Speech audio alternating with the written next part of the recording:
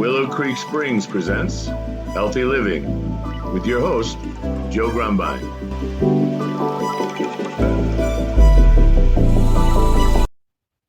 Well, hello, and welcome back to the Healthy Living Podcast. I'm your host, Joe Grumbine, and today we're going to talk about therapies and choosing therapies and misconceptions about therapies. As you may know, I am currently working on healing myself from a squamous cell carcinoma, a very aggressive cancer. And there's been a lot of additions to the subscriber, the subscriber episodes. I've been doing a lot of those lately. And we've had a lot of new subscribers, and I'm really grateful for that because it's allowing me to be able to create more content and share this intimate story in that side of the platform. And I today want to recognize Paul for subscribing and really grateful for your support. But this podcast is about healthy living and not just about my journey. And I want to make sure that we stay true to that. And so there's a lot of topics that translate into more general knowledge and understanding of truth. And that's where I'm going to be sharing more and more of these topics. We have a lot of new guests that are scheduled, and in the next weeks, we'll be having a pretty diverse group of new guests coming aboard, sharing a lot of good information and new perspectives. So I'm looking forward to sharing a lot of that with you. But today I want to talk about the therapies, and we think a lot of things about a lot of things, and I know I specifically have and did and still do. We have the idea that, pharmaceutical drugs are all bad and that pharmaceutical companies are evil and there's this giant conspiracy to do certain things and that, chemotherapy is bad and radiation is bad and supplements are good and everything natural is good and everything synthetic is bad. And I think I want to bring this to mind because I come from that place. Remember, I had a lifetime of lung disease and I was treated with Western medicine and I hated it. I hated the way it made me feel. I came upon a book and began studying natural medicine, and that took me here. And if you're interested, there are many episodes that I delve deeper into that. And as I'm going through, I may reference that we've already talked about these things because I don't want this to be a very repetitive podcast, as so many of them are. I'm trying to look at things through different lenses, different lights, so that people can understand in the way that reaches your learning love language or whatever you call it. And so that's what I'm trying to do here. And I came from this place where I started growing herbs and making products with them and using them. And the truth is, it's been my entire medicine chest for more than 20 years. I haven't taken any pharmaceutical drugs in over 20 years. And now that I'm dealing with this cancer, I've learned that there are some things that I just haven't found the natural solution for. And there are also some things that the natural solutions have caused problems. And I think this is important for us to realize. And if there's a lesson to be learned, it's that everything cuts both ways.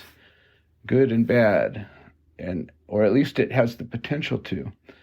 And I've talked about this with fasting already, and I'm not going to go too deep into that because I've already delved pretty deep into that aspect of fasting. But everything from water to even oxygen, this thing that we need so much, but you can get too much of it if you do it in the wrong way, and it can have a negative side effect. Food, supplements, they can be miraculous healers, but they can also cause problems if not done correctly. And the same thing with pharmaceutical drugs. There's times where a particular drug might be the one thing that would help you if done correctly. And if done incorrectly, it can have all kinds of negative side effects. And I am working on a very stacked regimen right now because I've done a tremendous amount of research and I've gathered a tremendous team of experts around me. And I think that that's where I want to start, is you are the one who's going to find the answers.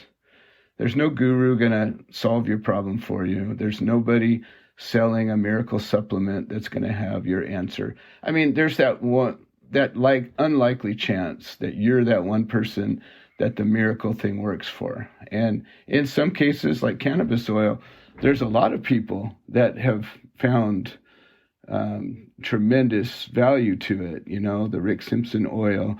I dedicated a good chunk of my life to learning it, developing it, making it, distributing it, and I continue to.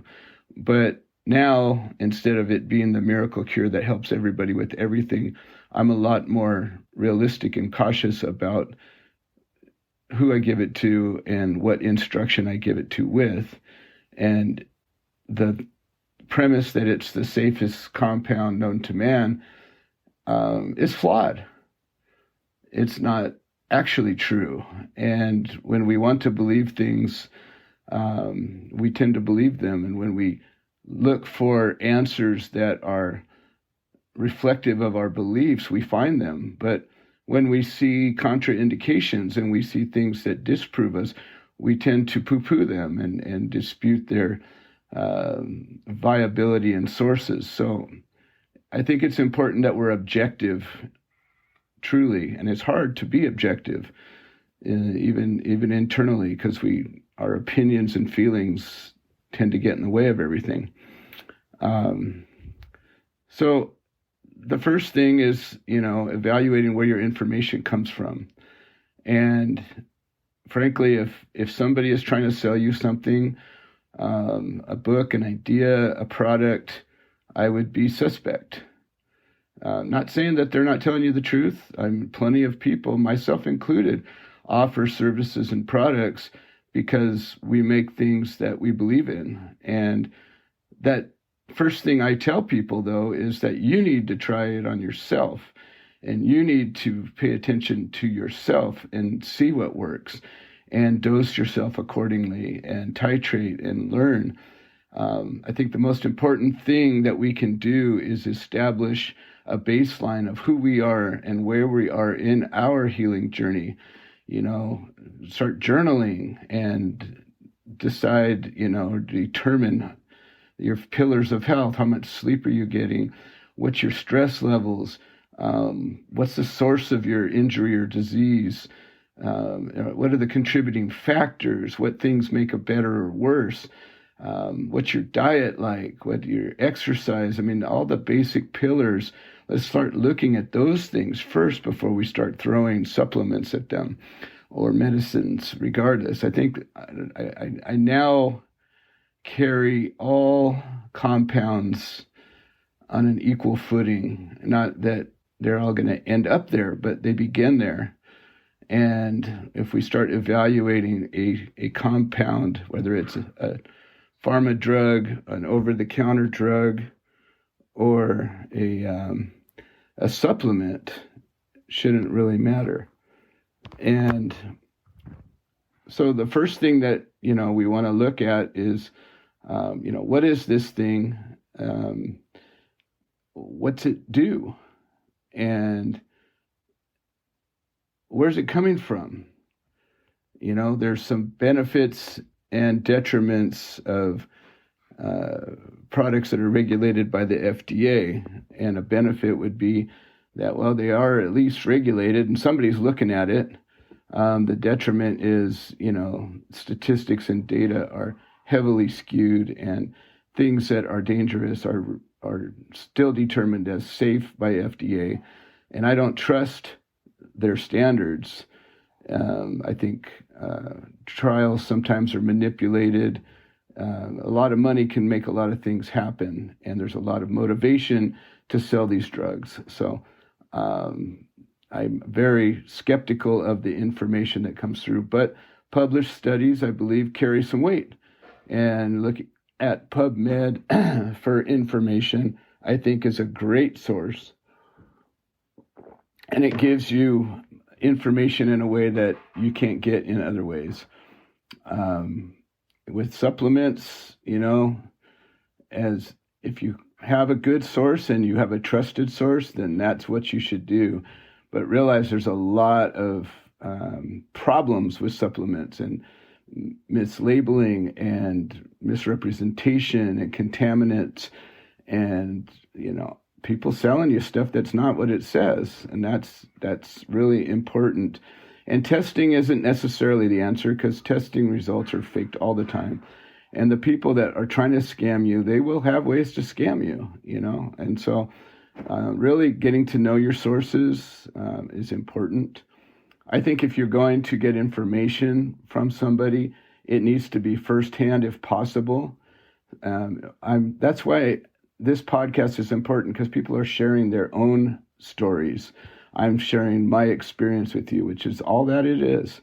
And you can take it or leave it, but at least it's coming from me. When I tell you, I know a guy and he told me this, that information just diminished its value by a lot. So this is something to be mindful of. People don't realize that supplements can have tremendous adverse effects. Vitamin A can cause toxicity at high levels. Iron can cause organ damage at high levels. Doses of one vitamin or supplement can inhibit the absorption or effectiveness of others. The same thing with prescriptions. We have this gigantic problem with prescriptions where you take one and then you have to take another and another and another. And before you know it, you have this giant cocktail. And it's important to study a drug before you take it. I'm going to get into this with my current chemotherapy regimen and the research I've done and I'm doing to mitigate the negative side effects and maximize the effectiveness. But that'll be in a subscriber episode. And the things that, like blood thinners, this is important things. I know personally people who have suffered organ damage from taking supplements, and it's just they didn't do their research and they took the wrong supplements or too many of them. This is all things that people need to realize. Plant medicine is medicine. Chemical medicine is medicine. It all affects your very complex chemistry in your body in ways that we know and ways that we don't know. And even as informed as you can be, you have to realize this paradigm is shifting, and the understanding of what causes things, especially things like cancer, they don't know shit about cancer. And even though they're learning and lots of new information, every time a new bit of paradigm starts to shift, like, for example, for the longest time, the understanding of how cancer metabolizes glucose has been the dominating paradigm. And, people, and it's not that it doesn't, but the cancer cells' addiction to methionine, the amino acid, is so underlooked and understudied, and yet there are hundreds of scientific papers that prove this. It's just not in the paradigm. I go through and talk to every doctor that I see, and I tell them about this, and their eyes glaze. They just don't recognize it. And I think to myself, wow, and these are the experts in the field that are guiding me to my treatment. And I realize that, finding resources of information are powerful. So this cancer group that I keep talking about, these are people and doctors and professionals that are going through this themselves and sharing their information and cutting edge. These are pioneers, people experimenting on their own bodies, just as I am, to solve their problems, and they're solving them. These are people that were diagnosed terminal years ago and are still here. And you're going to see the books and the stories of, I just did this one thing, I ate this one fruit, and my tumor went away. And yes, these are possible. Miracles happen. And I believe in miracles, and my faith will create a place for a miracle every day in every way. But they don't always happen, and they don't always happen the way you want. And I think more people have died from waiting for miracles or just blindly doing what they're told than have ever been cured by doing those things. And it's important. If you become your own advocate, you will do a better job than if you just put yourself in somebody else's hands. So I don't want to get too deep into this. I'm trying to keep these episodes short enough to digest, but take the time and study and learn. And the more you learn about your own disease or injury or health as it is, the better you're going to be able to complement it. And it's a constant journey. My journey has shifted course so many times, but I sincerely believe that I would not be here talking to you right now if it wasn't for the regimen that I currently have. And it has changed, and it will continue to change as need be. And I spend every waking minute to my own financial detriment. I don't know how I'm going to even pay for any of the stuff I'm trying to do right now, but I have to put all that energy in because I'm confident I would not be here talking to you right now if I hadn't done everything I'm doing. And that's why we're sharing this with everybody, because if I'm here, I know that there are hopefully hundreds or thousands of people that can take the initiative to start to learn and act to heal yourself. And so I really appreciate everybody who's supporting this podcast. I hope you find it interesting, informative, inspiring. And please, if you are interested in going deep, consider subscribing and accessing the locked episodes. And if not, at least let somebody else know about this. You never know. The life you save could be somebody you know and love, and just a little information might get them on that course. So thank you very much, and we'll talk to you next time. This has been another episode of the Healthy Living Podcast. We produce this show so that people can share their stories, people that have overcome obstacles, people that are undergoing obstacles. We're building a community of health-minded individuals. If you're interested in supporting the show, please leave a review on the platform you're listening to it on. If you're interested in becoming a guest, please send an email to itsjoegrumbine@gmail.com, or you can send a note into the notes section of the podcast. All right, well, thank you for supporting this show, and we hope you've enjoyed it.